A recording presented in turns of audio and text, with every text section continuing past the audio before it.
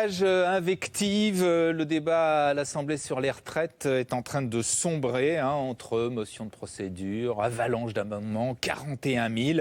On est proche du chaos. Comment vous allez vous en sortir? Écoutez, les choses sont très simples, Gérard Leclerc. Il y a 33 députés qui sont en train de saboter le travail des 544 autres et de priver les Français d'un débat sur un sujet essentiel puisqu'il concerne tout simplement leur avenir et celui des générations futures.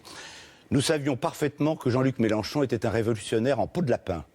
Mais maintenant, la France insoumise et les communistes ont décidé de pratiquer l'insurrection en chambre.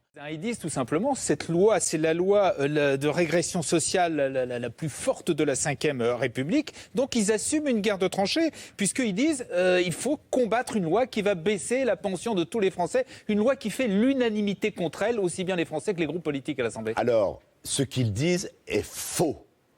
Tous les experts vous le diront, c'est une loi qui est fortement redistributrice. Ce qui veut dire qu'il y a une part importante de la population, la partie la plus fragile, qui gagnera fortement à cette loi, à cette transformation. Non, parce que précisément, nous avons mis en place des transitions qui fait qu'aujourd'hui, aucun Français ne sera perdant dans ce régime. C'est pas ce que disent les avocats, c'est parce que les avocats non plus.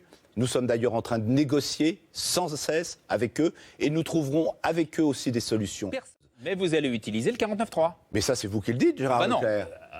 Comment vous allez sortir du blocage sinon? Écoutez, il paraît qu'il faudrait 150 jours pour compte tenu des nombres d'amendements. Tout à fait. Et ça, c'est ni de notre fait, ni de notre faute.